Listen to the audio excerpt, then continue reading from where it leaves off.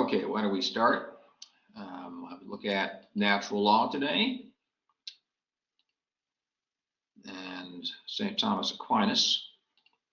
So we are traveling forward historically from the 4th and 5th century Anno Domini to the 13th century Anno Domini. And quite a lot has changed. The Western Roman Empire has effectively withered away. It was a gradual withering away. Some persons identify 476 as a kind of symbolic date upon which to pinpoint the falling away of the Roman Empire, the Western Empire, because the Eastern Empire, what today we call Turkey, persisted until 1453, in fact. The reason they choose 476 for the withering away of the Western Empire is because Augustulus Romulus, the last full-blooded Roman emperor, abdicated, and that was the end of that. But he was succeeded by barbarian emperors who tried to be Roman, and eventually Justinian took over the Eastern Empire. Pardon me, the Eastern Emperor, the Emperor of Constantinople, and the Eastern Roman Empire. He took over Italy for a period of time during the 6th century, a good period of time too.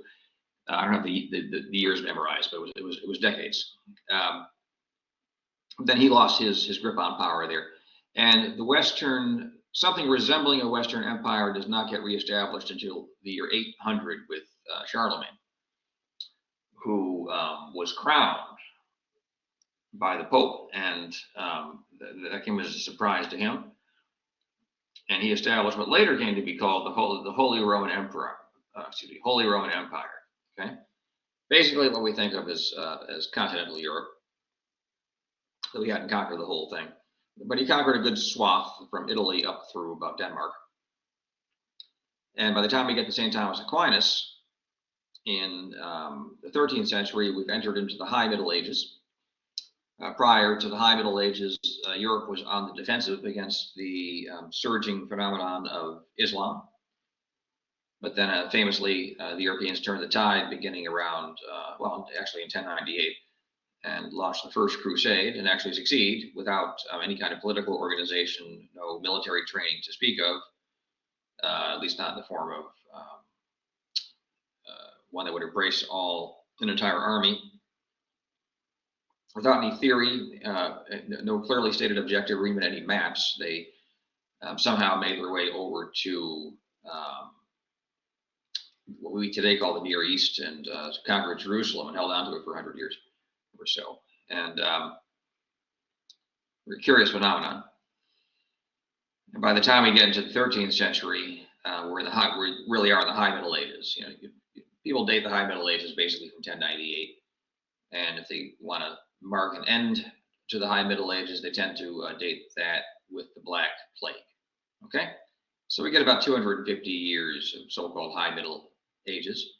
This is the apogee of Catholic civilization in Europe. Okay, and St. Thomas Aquinas, well, look at his title, he's a saint, right? He was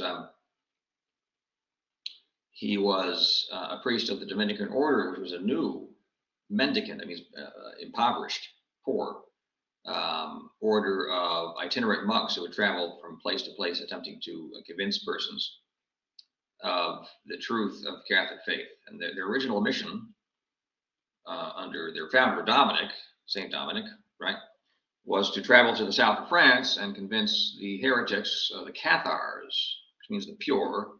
Cathars were they were sort of like the theosophists of their time. They believed in a primordial good and a primordial evil.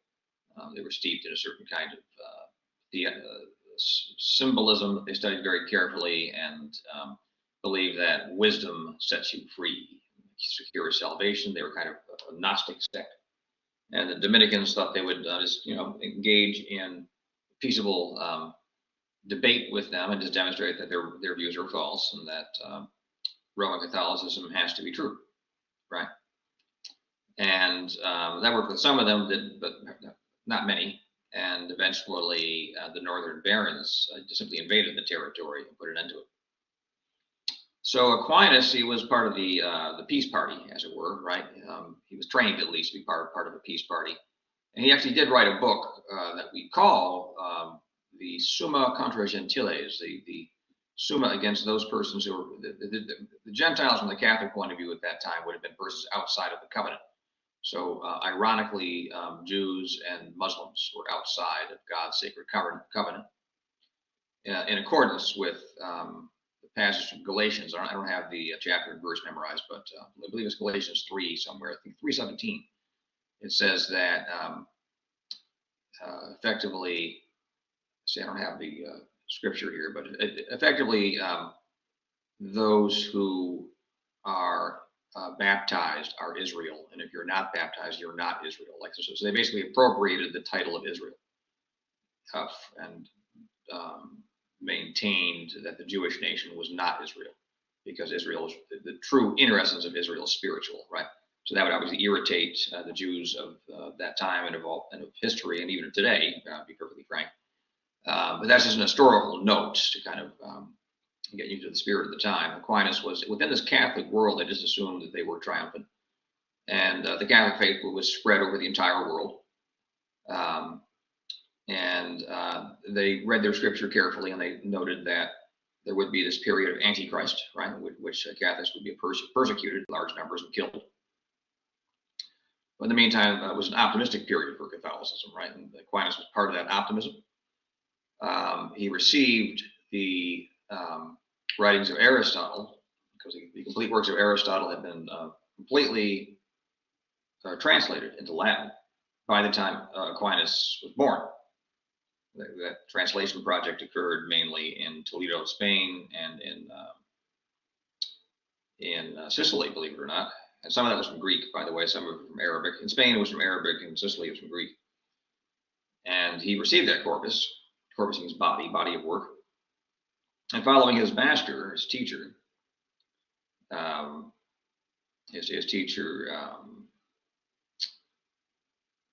Albertus Magnus, Albert the Great, who pioneered the interpretation of Aristotle within the Christian community and within the context of Christian learning and Christian university life. Aquinas set himself the task of integrating the totality of the Aristotelian science, from his point of view, into Christian learning. And his way of doing this was to think of Aristotelian philosophy, which he corrects quite extensively here or there, but in any event, he thought of Aristotelian philosophy as a kind of natural wisdom that one can acquire through the use of the unassisted intellect, natural reason. And that philosophy which you can develop with Aristotle falls short of the fullness of truth. But through the gift of revelation, through the life and ministry of Jesus Christ and of his chosen apostles, who contributed books to what eventually became called the New Testament, one had access to higher truths that can be confirmed through a direct spiritual relationship with God that is entered into through baptism and through no other means. And that integration was such as to take the natural wisdom of Aristotle and baptize it, raise it up into a higher level of wisdom, if you like, a supernatural wisdom. Look at it this way. Aristotle thought he could prove the existence of God. So he proved there was one God. He was pure thought. He didn't create our world. And that's it. Okay? He spent his time thinking about himself, and everything wanted to be like him, but to no avail, because it's not going to happen. So everything tried to be as perfect as it could be after its kind, and that's the closest they could get to being God.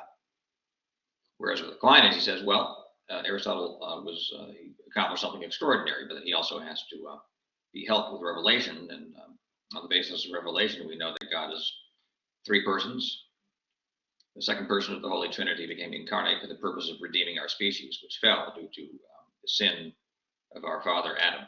Right? I mean, that's all strictly in the theological mode, which goes beyond Aristotle. So Aquinas dedicated himself to weaving together those truths of revelation with those of philosophy. And there's a school today that looks at that as, an irrational project because it incorporates elements which cannot be confirmed by scientific method, right? Aquinas actually would argue that it's a source of doctrinal strength because it deepens and extends and enriches the truths of philosophy, and that we have full confidence in the truths of faith due to the fact that we know with certainty that Christ rose from the grave. I'll tell you why he thinks he knows that with certainty. And that since Christ predicted that he would die and be resurrected, we should lend credit to everything else he says. I mean, so he made this wild prediction, and actually was borne out. And anyone who could say something so totally crazy and then it actually happens deserves our credit, right? And then that's a kind of purely rationalistic argument in favor of the contents of Christian faith. 13th century Europe was Catholic faith, and that content is confirmed through a direct spiritual relationship through which God gives the gift of faith. And that's what Aquinas taught. And why was he so confident that Christ rose from the grave? I can't boil it down to one set of observations, but I would say he understood that at least the apostles, Paul, Peter, James the Greater, I think it's James the Taller, by the way, and James the Less, means James Shorter, the shorter one, and probably St. Stephen, almost certainly St. Stephen, had actually seen Christ rise from the grave and went about the Mediterranean world preaching that he had risen from the grave, and were willing to die a violent death defending that thesis that he rose from the grave. Now, it's possible for one crazy person to defend a falsehood, you see what I'm saying, and get tortured to death. But the chance of that happening with 5 people is extremely unlikely. So it seems that they actually did see him rise from the grave, right? They saw him tortured and dead. The body, he was dead. When the Romans killed you, they killed you. There was no example in antiquity of somebody undergoing, other than Christ, undergoing a crucifixion and then living to tell the tale later, right? So they killed him, and those apostles claim to have seen him, and the tradition is that the other apostles were all killed in a violent way as well, with the exception of St. John, the beloved apostle, who was miraculously preserved. So that's that. I mean, so Aquinas was very confident in his entire worldview. What we're going to do is, let's see, this thing is not moving. What we're going to do is look at his theory of natural law, okay, which is today it's just assumed as one of the major ethical theories that you have to take account of when studying ethics. So that's what we're going to do. So let's go. How is this going to work? There we go.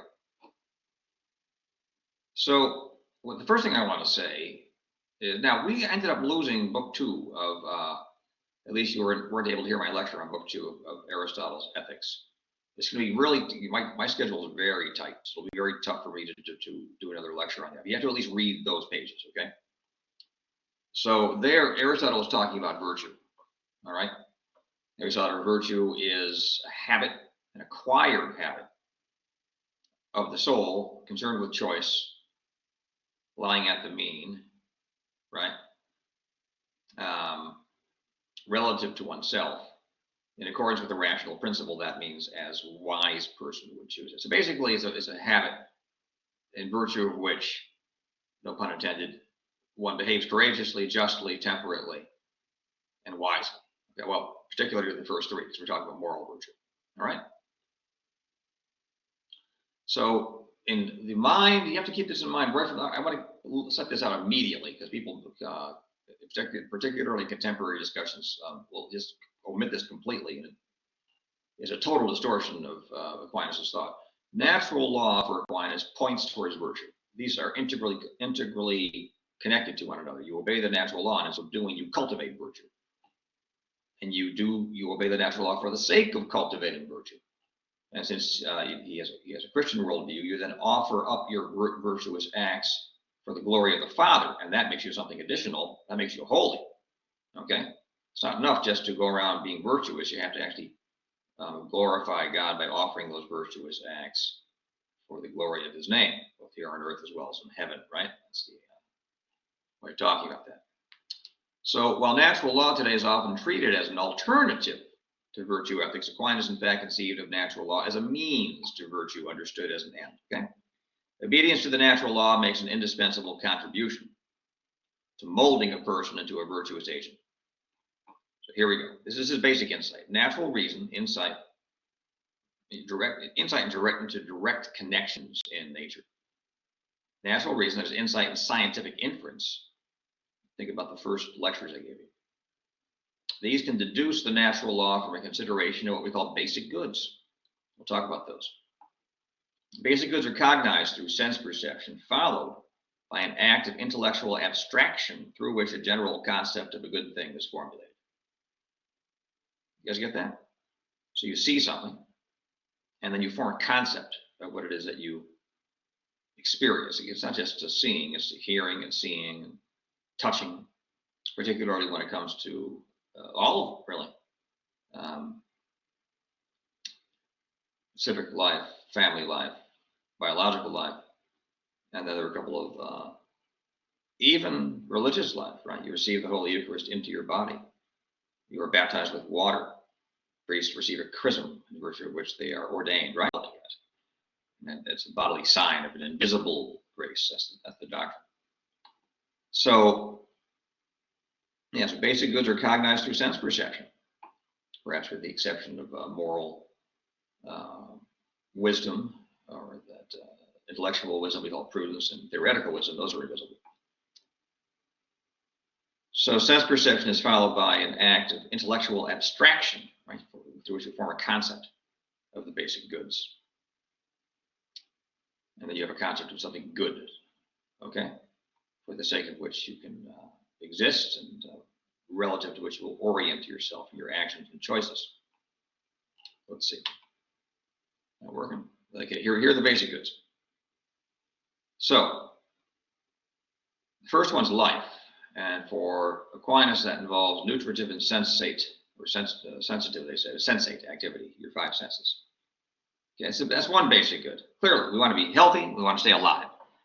Anyone want to differ with that, you can separate yourself out from the entire human species and go off on your own, but people, there's generally a consensus. People try to stay alive. There's a suicide here or there, but that's because the person is either in a great deal of pain or is quite miserable, I guess the kind of emotional pain, or thinks that the world's a wonderful place, but he or she has no place in it, right? Yeah, and there's at least one other reason for people to commit suicide. But second basic good is family. It's marriage between man and woman and the bringing up of children. Now think about this in the context of Thomas's faith. And we're looking at this as a natural good, right? But this is the sharing and propagation of human life. Yeah, we'll put the faith element to one side. We're just talking the philosophy right now. Okay. So the family is about the sharing and propagation of human life. Okay. So religion, that's knowing and properly relating to God. God's an invisible being. And here we should put, as a matter of fact, Christianity as a specific religion to one side, because Aquinas argued that there is a natural religion to all human beings. You can prove that God exists. And indeed, natural law theory is based upon presupposes his proofs for the existence of God, which he calls his 5 ways. Okay? And so there is a purely intellectual, rational demonstration of the existence of God, and if God exists, and clearly, God in the sense of an infinite being with an intellect and a will, clearly you owe everything to him, and so you should honor him, and that is all based in natural reason. There's even an element of natural morality right here, religion, right? And our discussion of natural laws, you owe God thanks and worship. Okay, and you can figure that out if you lived in 8th century Japan, having never heard of 3000 BC Japan, Having never heard of Moses, Moses didn't even exist by that point. Certainly not Jesus, not even Krishna or anyone. You're just hanging out on your own. If you're really smart, you can figure that out. Okay, I'll try to help you with that later. Fourth basic good is political life. That is living in fellowship with others in society. How many of you would prefer to live by yourself in the woods? Sometimes you meet someone who would. Well, we live in a corrupt society, so I get that. I understand why people would want to separate themselves out and go live in the woods. But if you're living in a good town where the people are actually honest, and you like working alongside them, cooperating with them is a joy, right? Then,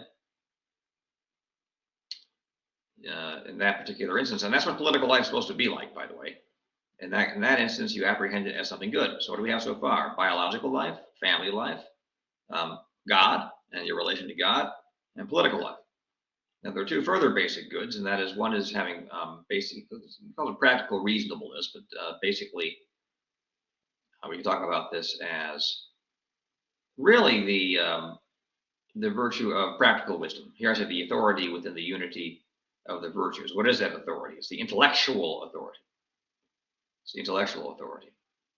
You're being able to grasp the end of life, the human good, the specific end to achieve or pursue at this particular moment, and the means that you should adopt, the means that one ought to ideally adopt to achieve that particular end one should achieve at the particular moment, relative to the overall good, which one is always aware of in the back of one's mind, because one is practically wise in the area of practice and action. And there's theoretical knowledge, and that has to do with insight into basic facts about nature. Scientific inference, that means connecting those insights together so that you can draw further inferences. And then doing this in every department of knowledge, so you end up with comprehensive knowledge, which makes you genuinely wise. Okay? So those are your 6 basic goods. Again, biological life, family, your relationship to God, I call that religion. Political life, I'll say practical wisdom is an easier way of thinking about that. And even theoretical wisdoms. Maybe I'll redo these slides. Okay, basic goods, virtue, and vice should be an S up here. To reason from the basic goods, one must have access to them. But access to the basic goods depends upon possessing an intellect that is sound. And that's the difficulty here. This is why there's a lot of going back and forth in philosophy departments. What I've noticed, I spent a lot of time reading these essays. What I've noticed is that people just talk right past one another because they don't really understand one another.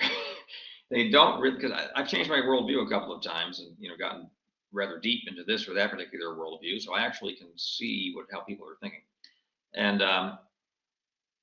yeah, a lot of times they just don't understand one another. There's kind of the debate is almost a complete waste of time, in the sense, if your aim is to convince the other side it's a complete waste of time, your aim is just to air out opinions on either side, so students like you folks can have a look at both sides and decide your mind is not a waste of time at all. Then that helps you with your education. So you have to have an intellect. This is very basic for Aquinas. You have to have an intellect that's not corrupt. I mean, there are persons who hate the family, hate political society, hate all economic activity. They want everything abolished. And in its place, I don't know what they want. I guess it's everything handed to them for free. They want things to work out spontaneously. I don't know. I mean, obviously, people have to get organized and form political societies again, right? They cooperate with one another and establish civic peace, and hopefully concord, right? There's no way out of that. That is civic peace. So you have to have a sound intellect, right? Yeah, you can't be embittered against society. You can't be mentally ill, right? So on and so forth.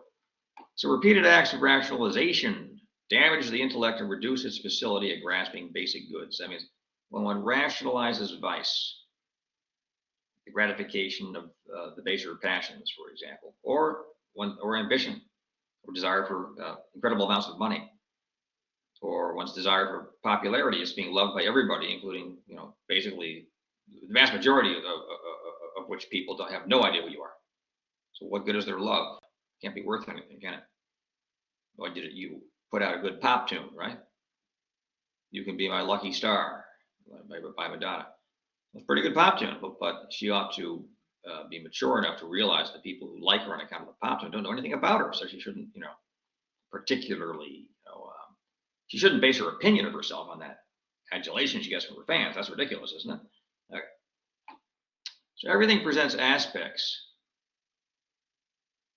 So I'm sorry, I went back to skip this rationalization. So when people are rationalizing the pursuit of those baser ends, power, pleasure, money, and reputation, effectively, they damage their intellect, and then they can no longer see the basic goods.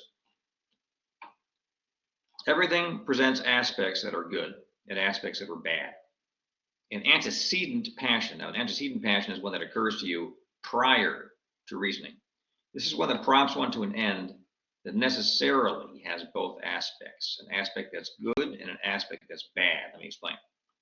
The will knows the general principle that satisfying the passions is a conditioned good, right? It's good to satisfy your passions, provided the passion points you towards something good. If not, you shouldn't satisfy it. So the will knows that, and this creates an opening whereby the passions may induce the will to give a command to reason to justify a course of action that is morally based. That is, we have passions, okay, and people want what they want, and sometimes it's wrong, but then through an act of will, you'll tell your intellect to come up with some reason to justify what you want, okay, and then your intellect comes up with some flimsy reason, but it's a reason, right? So you act on it. At that moment, you've just damaged your intellect, okay, and you make yourself less capable of grasping the basic goods. So rationalization is self-deception, folks. Self-deception is endemic. It's the sickness that afflicts our entire species. Plato somewhere said that human beings are by nature sick. I think what he meant by that is that human beings all tend towards self-deception and moral corruption, the destruction of their own intellect and will, the corruption of their own intellects and will freely on account of their own activity. All right, guys. So the consequence is that the intellect builds a habit of rationalization and inverted prioritizations. I put that in parentheses, that's important. Now suddenly pleasure, power, money, and reputation are elevated above truth and goodness, moral goodness. So when taken to an extreme degree of corruption, it becomes impossible to rehabilitate the intellect via natural means. A person in this condition can no longer grasp all of the basic goods or even possibly any of them. Okay. So that's important to realize with Aquinas' theory. It's no good for persons who are morally corrupt, whom we don't hate. We want to help everybody, right? But, the theory ends up being inaccessible if one has thrown oneself into a life of vice. So, deducing the natural law. There are two manners of establishing a relationship between means and ends. The first manner of relation between means and end is that exercised in accordance with prudence, which through comparison of present circumstances with past experience induces the most probable means towards achieving the end. So now we're dealing with probability. So this may be formulated generally as a conditional. Probably, if one wishes to achieve end X, then one should do Y. Okay, so if you want to get a degree, you should probably study. Probably here in effect means with near certainty. This takes into account the contingency of circumstances and the fact that one cannot have knowledge of every particular. Due to partial ignorance, even the most reasonable adoption of means may fail to achieve the end. Great. Deducing the natural law, part 2. Now, the second way of relating means to ends, remember the two ways, here's the second way, is through deductive inference. This has nothing to do with prudence. Deductive inference that begins with universals and remains at the level of universals, whereas practical wisdom has to do with the particular. It begins with universals, but arrives at the particular and then induces you to act. But now we're just talking about universals. Let's see how this goes. By reasoning at the level of universals, we remain at the theoretical level that relies solely on relations between essences and is not affected by contingent circumstances. So we're going to arrive at a set of universal laws that will hold with a certain necessity. They're exceptionless. There's a qualification we'll introduce later, because contingency has been ruled out. So Aquinas argues that the natural law is in fact identified with the Ten Commandments. So he thinks that's sort of an indirect argument for the veracity of Christianity. He wouldn't say he's not arguing that the natural law is true because it corresponds with the Ten Commandments. He'd argue the opposite, actually. The Ten Commandments are true because they correspond with the natural law. The natural law can be deduced independently, right? And so the very fact that the Ten Commandments line up with it, for him, indicates that the Christian religion is true. So in effect, he is arguing that the Ten Commandments may be known by any normally equipped human being who thinks about morals. He goes further. He argues that the natural law is inscribed on all human hearts, or on the human heart. And since he also teaches that all knowledge presupposes sense perception, it is one of his doctrines, all knowledge presupposes sense perception, we may take this to mean that human beings by nature reason their way to the natural law through a consideration of the basic goods. One need not be a philosopher, right? So let me back up right here. How do we get to the natural law? We grasp the basic goods, and then by thinking about the relationship between these goods, taking these as ends to be achieved and sustained, we then think about the means to achieve and sustain those ends. Okay? One need not be a philosopher to know the natural law, which thus forms one part, along with the cardinal virtues, of the core of moral common sense. So how are you going to achieve your basic goods as ends? Through the natural law. That's the means to those ends, okay? We already saw that it includes two virtues: practical, reasonable, or practical wisdom, and theoretical wisdom.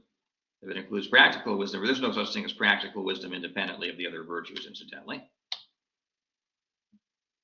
You can only have practical wisdom if you're actually courageous and moderate and just. Otherwise, you're simply wicked, and it's not a question of practical wisdom if you're wicked and are able to use wicked means to achieve wicked ends, right? The boss who manipulates the persons under his authority in order to squeeze them for greater productivity, even humiliating them, using shock and awe tactics, and trying to arrange some kind of time alone with Becca, right? So you can tell her what she needs to do in order to rise in the organization. A wicked man, right? Okay, let's keep going here. That's not practical wisdom, what I just talked about, okay? Practically wise, let's talk about it for a second. The practically wise supervisor is the individual who's trying to build the people under his authority in virtue, encourage them to grow, encourage them to develop further skills, encourage them to help them become competent and productive workers, right? Just two almost completely different things, except that, the wicked man is using his intellect and the good man is using his intellect too. But they're using them in completely different ways. I mean, they use different means. They're obviously aiming at different ends. So for example, natural law is a basic good. I'm sorry, I made a mistake. Natural life, that's what I meant. Natural life is a basic good. It is a conceptual truth, like all bachelors or unmarried males, right? It is a conceptual truth that in order to preserve natural life, one must not destroy it.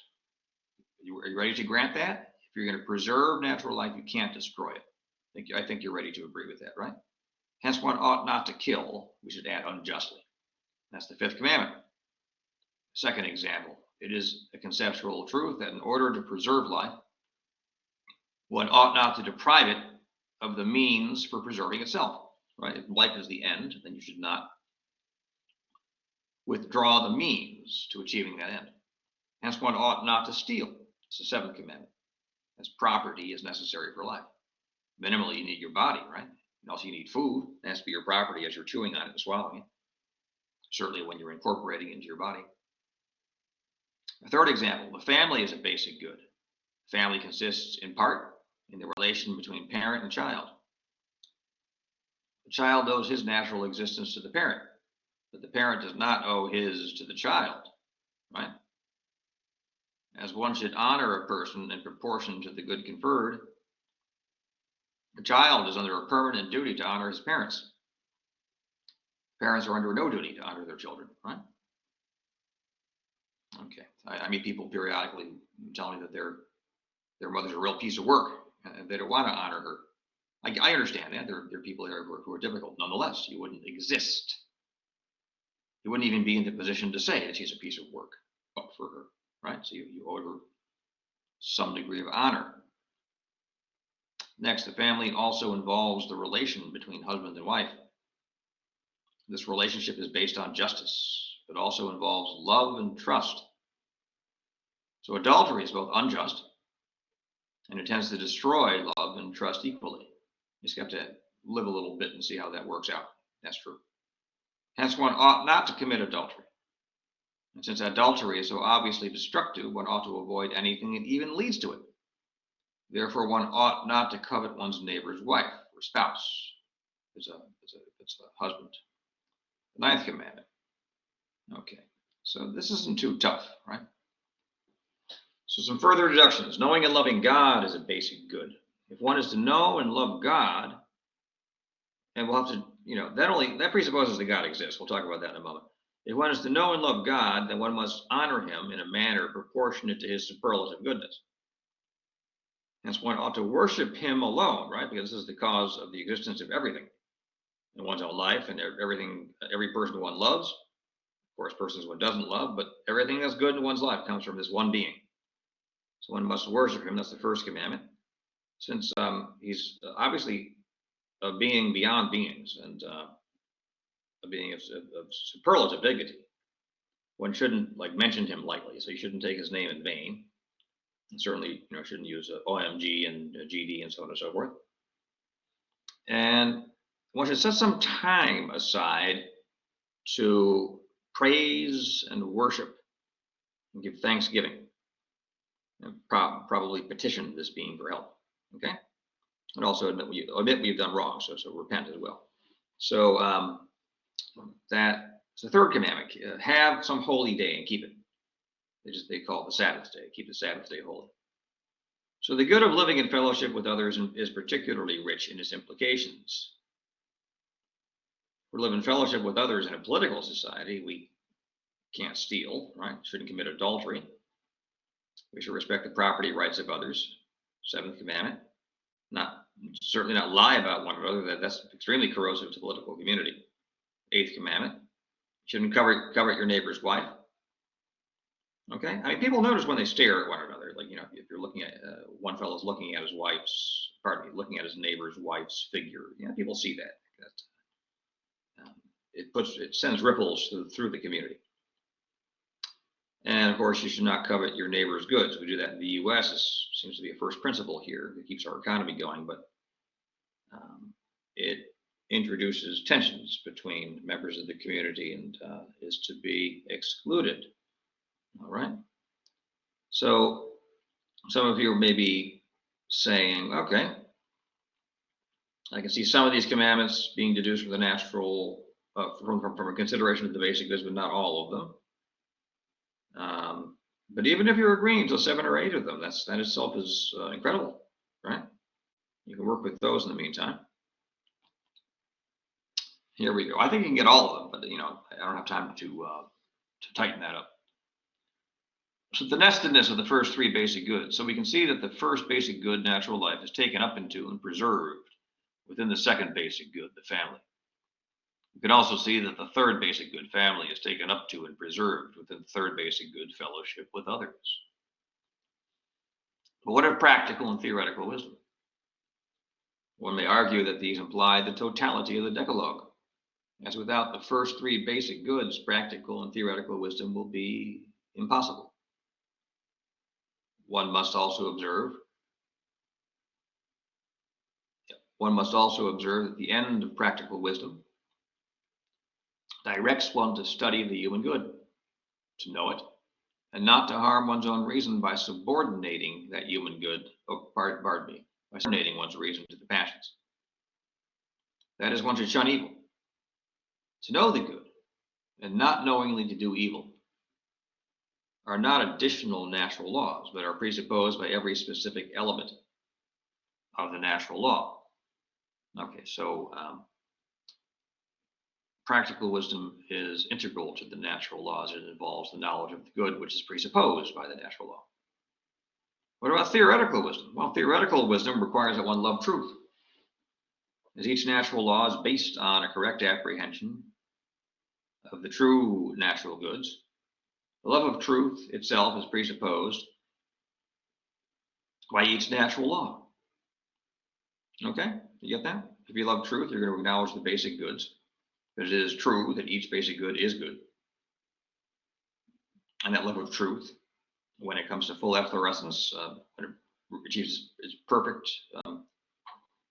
form, its perfection, it takes the form of theoretical wisdom. So as to continue, as human life requires many social functions, the imperative to know the truth does not imply that everyone must be a philosopher or scientist. It's just there should be a healthy love of truth in everyone. Keep reading books throughout your life, okay? You don't have to be a complete, you don't have to be a professional scholar. So the complete system of laws, the supreme general law, or the supreme general laws are: do good and shun evil, know the truth and strive to avoid falsehood, know the beautiful, produce beauty, and shun ugliness. That is, you can't, if you're to honor God, you have to honor him with beautiful worship. You can't show up in church wearing a t-shirt and short shorts and snapping gum. I mean, you know, I'm not making fun of these things. I'm saying it's not appropriate for church, right? Now, someone's angry at you right now. Sorry.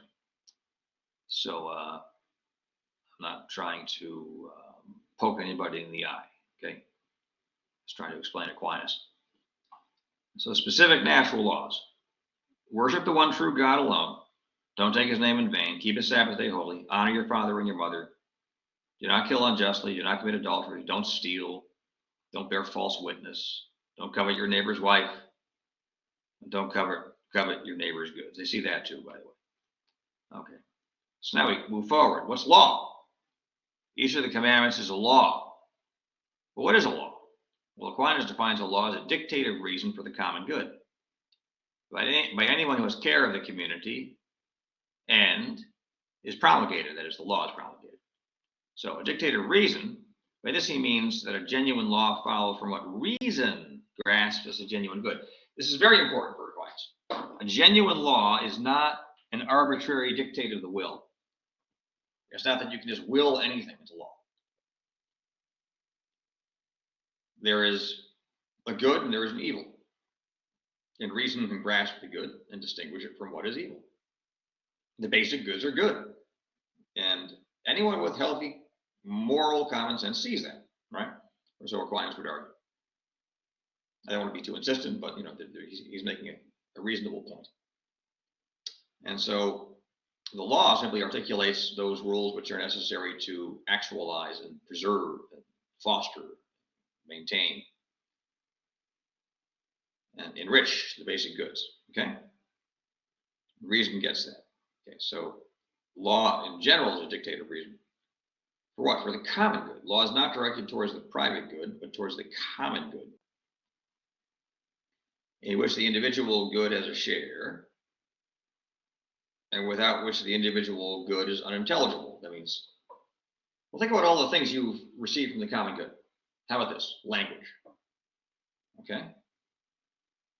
Moral habits, the ability to distinguish right from wrong. Okay? Knowledge of how to put your clothing on. Clothing. Food that has been produced through agricultural science, if you like, right? Protection of the country. You're living in a secure country due to the advances in technology and the sacrifice of soldiers to keep you safe, so on and so forth. Religion, if you're religious, right? That in virtue of your community, you were taught about God, brought into relation with him, depending on the community, either baptized or bar mitzvah or whatever, okay? And so on. You keep adding things to this. So the common good, each person participates in it, draws as good from it. A law is a dictate of reason for that common good. All right. So by implication for each person, but only for each person insofar as each person participates in the common good, right? So a law is a dictative reason for the common good by one who has care of the community. Now, who's that? What community are we talking about? Well, we're talking about somebody with genuine authority to pass a law. Like right now, I can't pass a law for the city of Providence or the state of Rhode Island. I lack the authority. You guys get that? And you're a group of people, and I lay down rules for how the course is going to be conducted. Strictly speaking, those aren't laws, right? Nonetheless, one has to adhere to them. And there are outcomes for one's consequences for one's grade if one doesn't listen to one's professor, right? That's just how that is. And but they're not laws, right? So, but you can see how we can treat it by analogy. You could say that I pass certain analogs and laws, so on and so forth. Get this done by this date and whatnot. Okay, it has to be promulgated. A law that is not made known cannot bind anyone, so it has to be promulgated. You can continue the analogy with a college course. We publish a syllabus. The syllabus then tells you what is expected of you, right? So the law has to be promulgated. If it's not stated out loud, you can't be expected to do it. Certainly can't be punished for not having done it if you weren't told, right? That makes sense. So a law is a dictative reason for the common good by one who has care of the community and promulgated. Make sense? Okay. Now, natural law is not the only type of law. It's one of 4 types of law. Okay. So eternal law is God's plan of governance for the universe as a whole. So that includes the behavior of beavers and mountain lions, wildebeests and zebras, includes the actions of the nature of plants, of trees, of the clouds, of the patterns of dry weather, rain, of the nature of the mountains and the valleys, the deserts, the forests, the seas. You guys following me? So God, he's manifested his will in all of that. Now, for Aquinas, none of that's arbitrary either, by the way. That's clearly as part of law, right? For the common good. The universe expresses God's goodness, okay? It's not the case that God wills arbitrarily, nor is it that God subordinates himself to a good that transcends him or is outside of himself. Rather, for Aquinas, God is goodness, okay? And the universe is an expression of that goodness. Okay. So natural law, that's the one that we have already looked at. It's the law that concerns that part of the created universe that cares for itself, right, through the use of reason and others, okay, through the use of reason again. Divine law, this is the revealed law known through the prophets. It recapitulates natural law and adds laws that go beyond what human reason can deduce. In the main, this is the law of the gospel. Some of you think the law of the gospel is love God with all your heart, mind, strength, and soul, and to love your neighbor as you love yourself. That is stated and affirmed in the New Testament, right? But that is stated and affirmed as the whole of the Old Testament law. And then when you press further into the New Testament, it says, I command you to love, well, I basically command you to love one another as I, Christ, have loved you. Right? That's the new law. To love others with the same sacrificial love, being willing to die on a crucifix, being nailed to a piece of wood for them, and tenderness of affection of their own creator, right? That goes beyond what was originally taught. Okay. So human law, that law presupposing natural law that specifies natural law or stipulates a subordinate law. Human law can neither subtract from the natural law, add to the natural law, nor modify the basic precepts of the natural law. Human law, again, it presupposes natural law. Like, for example, say, you can put in specific laws concerning cheating on your taxes, right? Relative to the basic 8th commandment. You're not supposed to lie about someone else. That presupposes you're not supposed to lie, and so you can then specify that in the various forms of prohibition against lying. And then, in Australia, they drive on the left. In the U.S., Canada, they drive on the right. Okay, so that's all relative to a stipulation. Once you stipulate the side of the road they drive on. You have to stick with it, otherwise people will get confused, get into car accidents, get injured, or die. All right, so now let's have some more slides there, but that's more for my Providence College crowd and their specific Catholic community. So we're going to skip that. And let's see, try to move into some other slides. Did I lose it? Hold on a second.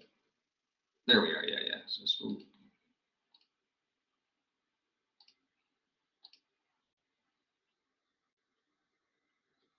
Let's see if this works. If it doesn't work, we're in trouble. No, it shut down and it lost my page. Okay, so give it a second. All right, so I have two different versions of these lectures. So let's see here.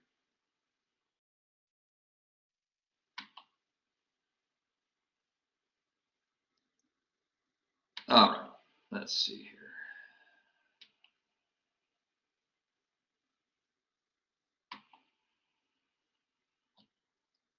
All right, very good. So natural law, in this case, we are genuinely talking about laws. I mean, laws that govern behavior. If you obey the law, you've done what's right. And if you disobeyed it, you've done what's wrong, right? And that presupposes a genuine legislator. So natural law theory actually requires belief in God. And if it's a purely rational theory, it can't be a matter of faith. So you actually have to prove that God exists in order to have a natural law theory. You guys follow me? If you're in the area of pure moral theology, you don't have to prove that God exists, and that could be a matter of faith, depending upon how you understand moral theology. Aquinas might disagree with what I just said, but other persons would understand moral theology as existing in the province of faith, right? But natural law, you can't presuppose faith. Natural law has to presuppose a rational proof for the existence of God.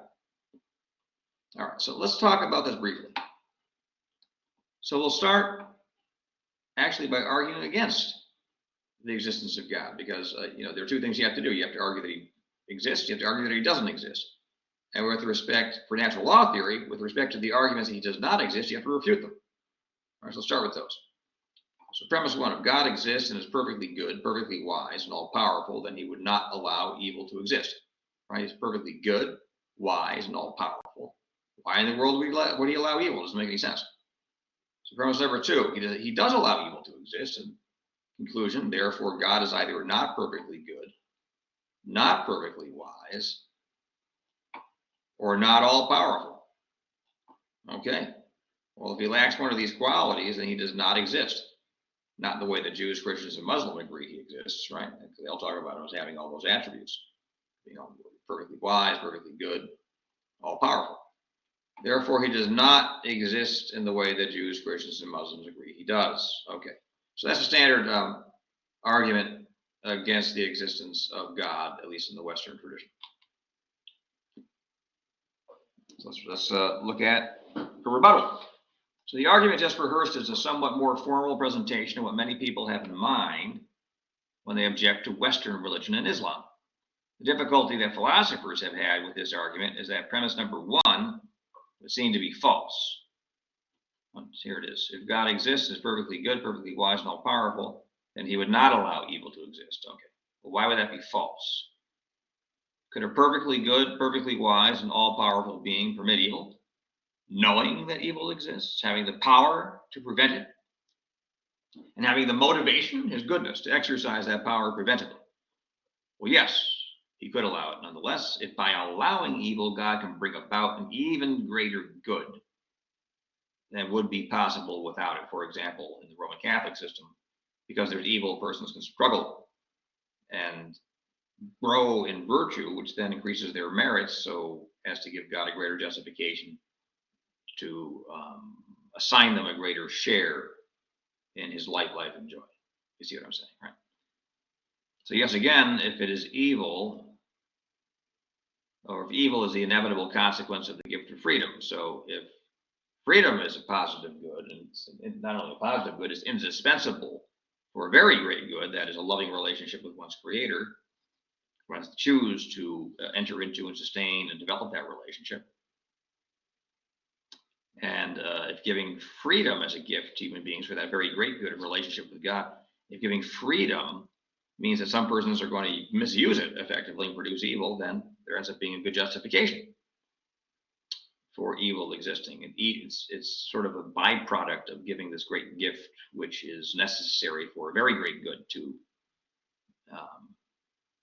be actualized, to be realized. So that there you go. You can think about that.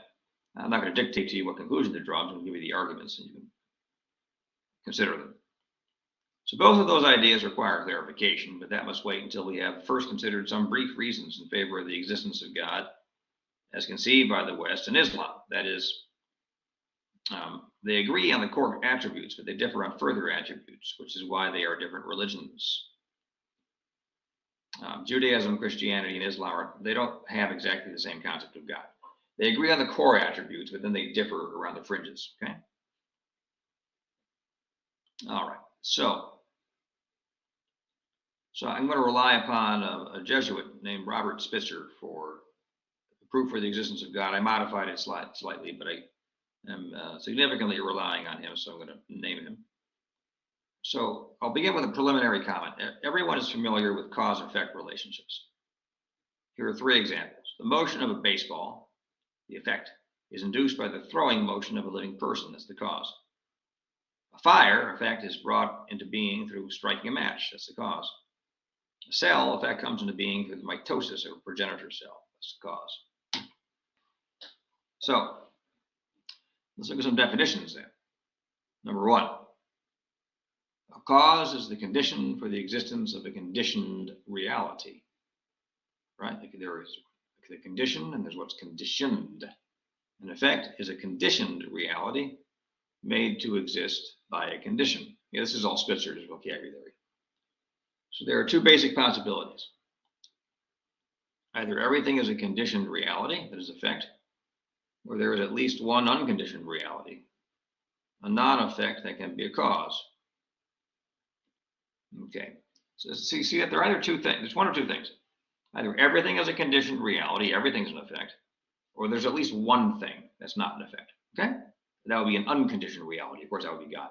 So premise number one, grant that everything is a conditioned reality.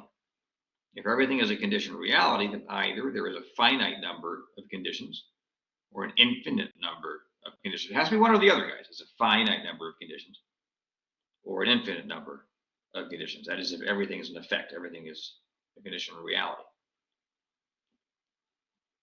Okay, premise three, if there is a merely finite number of conditions, then there is a last condition, which itself does not have a condition in virtue of which it could exist. If the last condition does not exist, then the next to last lacks a condition making it exist. So it does not exist either. And if the next to last condition does not exist, then its conditioned reality does not exist either, and so on until nothing exists at all. So therefore, if everything is a conditioned reality, and there's a finite number of conditions, then nothing exists. But that's absurd. And you might want to go over that again, okay? That's a little logical test for yourself or exercise. Go over that proof again. You can rewind and listen to me do it again, or you can just hit pause and study it. All right, but premise six, but if there's an infinite number of conditions, let's take that tack. There's an infinite number of conditions. We already went through the finite possibility, that ends in absurdity. If there's an infinite number of conditions, then an actually infinite series of events, like an infinite number of steps around the globe or an infinite number of notes played on a piano, has been achieved. There cannot be an actual infinite number of steps. That's not something that can be done. Like you can't take an infinite number of steps. You can take a million or a billion or a trillion, but not an infinite number. Doesn't matter how long you live, right? But it is impossible to reach the infinite through a series of events, each of which has to occur one at a time. So neither is there an infinite number of conditions. C3. As there being nothing but conditioned realities implies that either there's a finite or an infinite number of conditions, and both of these are impossible. The supposition that there are nothing but conditioned realities, the supposition that there are nothing but conditioned realities is false. Okay, so follow the reasoning. Assume that there's nothing but effects. Everything's an effect. That means there is no God. Everything's an effect. Everything's interconnected. It's this big web of interconnections. And that's it. Okay, so either there's a finite or an infinite number of them. If there's a finite number of them, sorry, then they all disappear. We already went through that reasoning. Go to the previous slide, look at it again. If there's an infinite number of them, then we end up with a contradiction, because then we're saying that there's an infinite achievement. An infinite number of steps carried out one by one has been achieved. That can't be done. Okay? So there is no such thing as a universe or any kind of possible world in which everything is an effect. So conclusion 4, therefore there is at least one unconditioned reality. C5, given the fact that there are conditioned realities, this unconditioned reality is the condition of all these conditioned realities and does not itself stand in need of a condition in order to exist. Well, it's the unconditioned reality, of course it doesn't.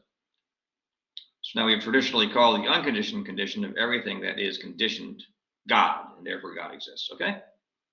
So the Spitzer's pretty good with this stuff, so that's why I use him. Now we can draw some further inferences. In sum, if everything is an effect of something, then the number of causes is either finite or infinite. But neither is possible.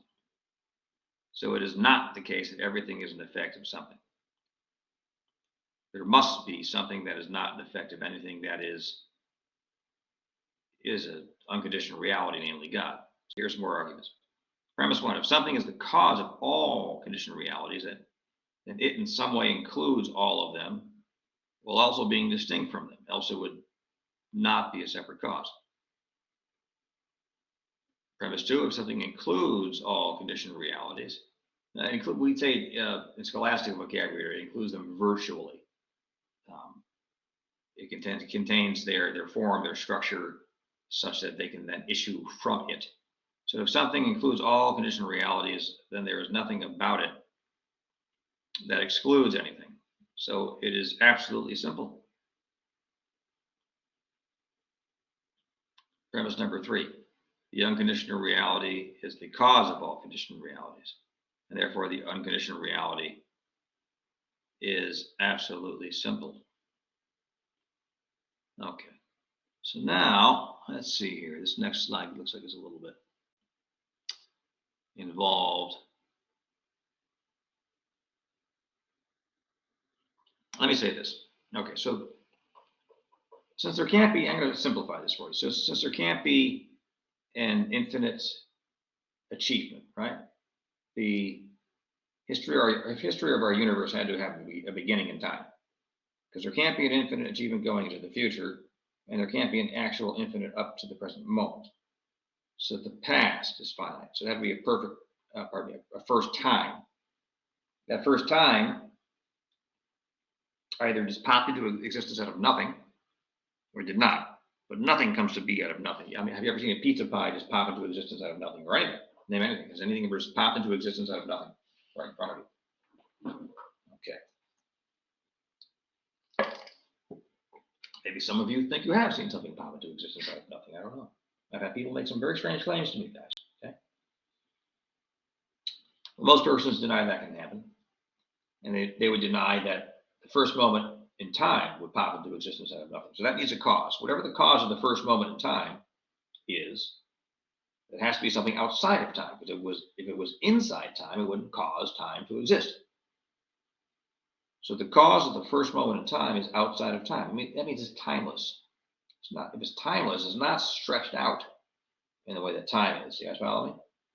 It exists all at once. It's coincident with its existence. It's coincident with its own being. So it exists all at once. All right? That means it excludes nothing of its own existence. And it excludes nothing of being. It is simply coincident with being. It is being. You guys follow me?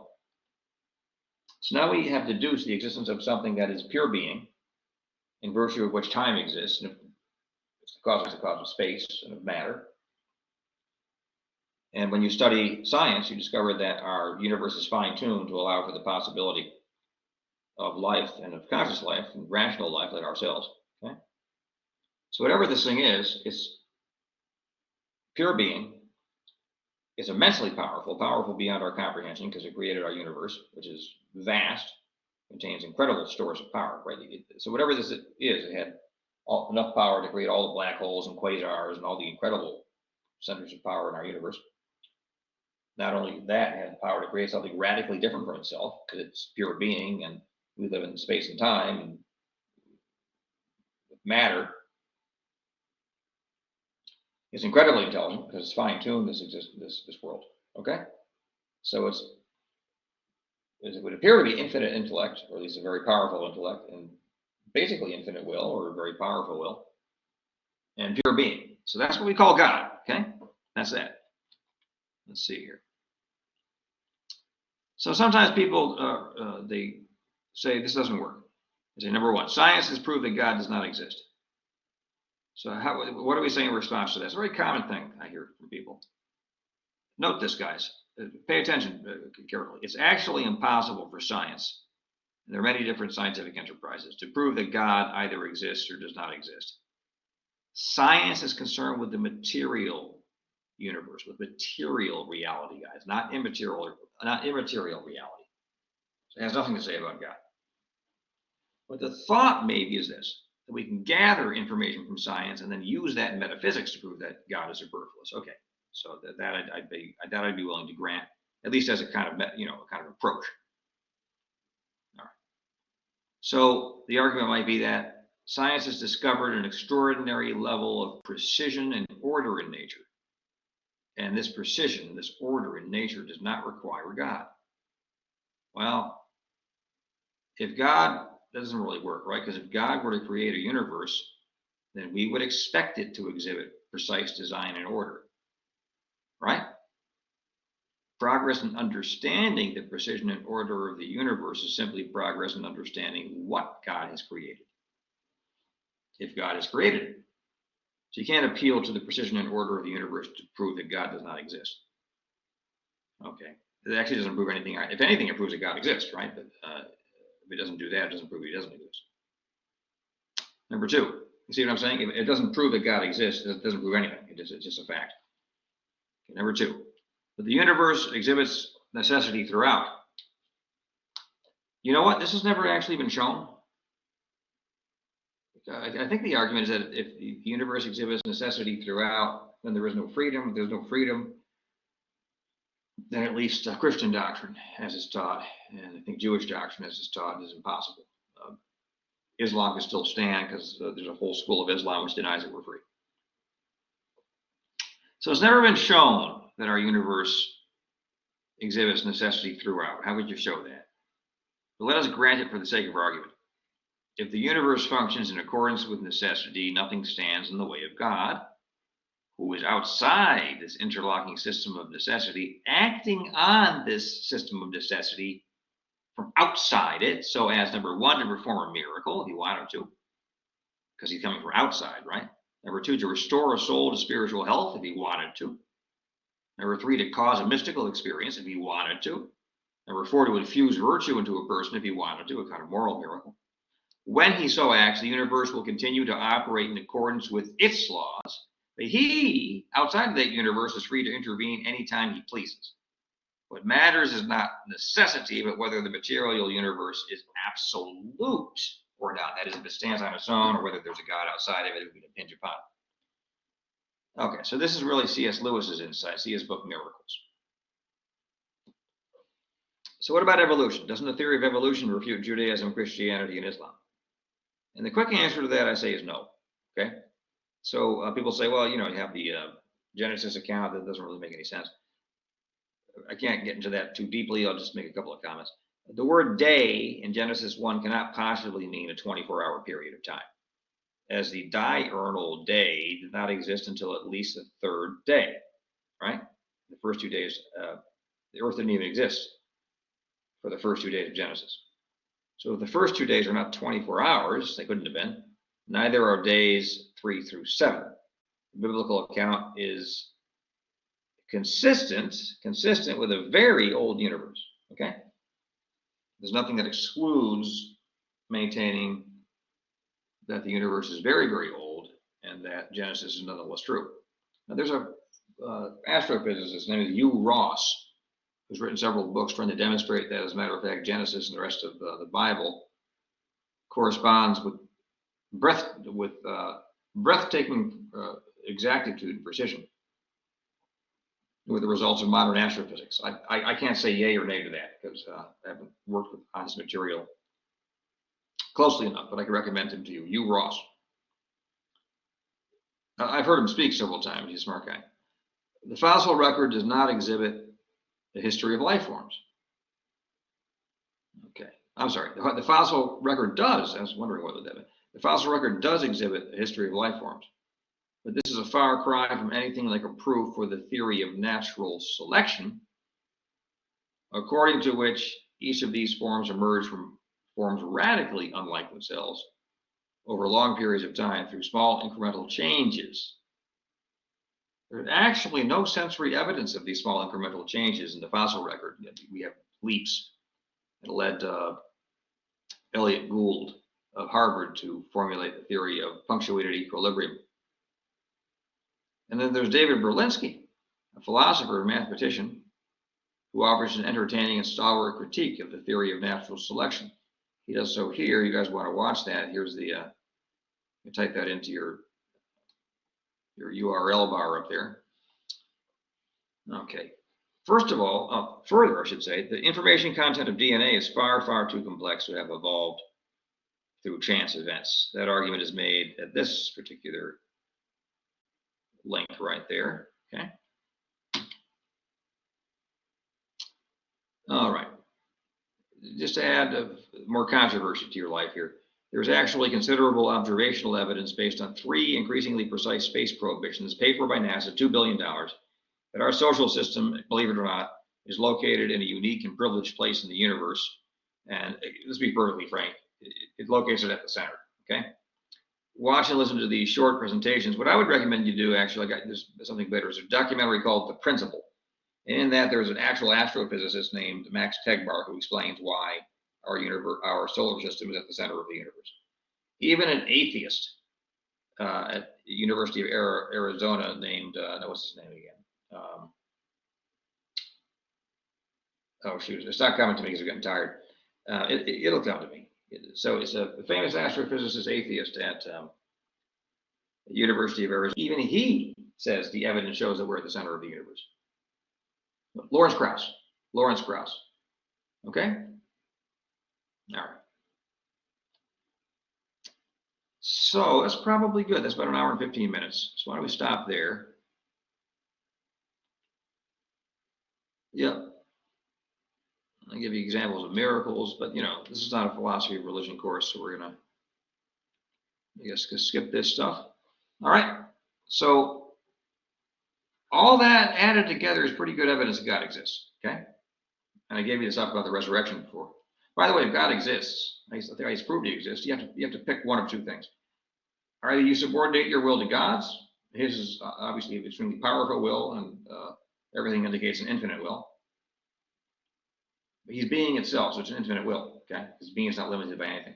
So if God exists, he's infinite will and infinite intellect. Your choice is to subordinate your will to God's will, or to subordinate his will to your will. You can say entering into equal partnership is a third possibility with that one. That was just as absurd as you're subordinating God to your will, right? You're not as equal. You're certainly not as superior. You're as inferior at the level of will. So if God exists, you have to subordinate your will to his will. Then the question becomes that of figuring out what his will is. And then you have to ask the question, which religion is true? Judaism, Christianity, or Islam? I already gave you an argument that Christianity is actually true, not to force the matter on you, but to make Aquinas intelligible, and as a topic everyone should have some information about and be able to reason about responsibly. You should get on YouTube and look at Christians and Muslims debating with one another, or Christians and Jews debating with one another. There's a guy named Michael Brown, who's some kind of Protestant. He used to be Jewish. Actually, he says he's still Jewish. He's a Messianic Jew who debates different rabbis. They go back. All sorts of interesting points arise in these things. I'm not going to tell you what to think. I'm going to tell you the methodology. What you have to do is, and what's a responsible path to take. The correct methodology is to look at these debates and take the argument seriously, put some time into it, and think the matter through in an open-minded way. And it's important. It's utterly important. It's like the most fundamental question. I would say there's a moral obligation to do this. There, I will speak very forcefully.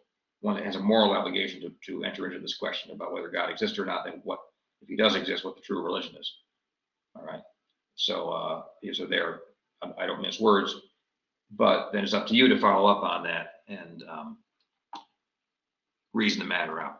And that's a matter, once again, of the cooperative pursuit of truth, which is belongs to the very essence of our species. We're supposed to help one another in the pursuit of truth with goodwill, not being snarky, right? And respecting persons who end up disagreeing with you. All right, folks. So that was that. Thanks for paying attention. I'll be in touch soon. Oh, I'll put up a reading for you tomorrow. Don't worry about that.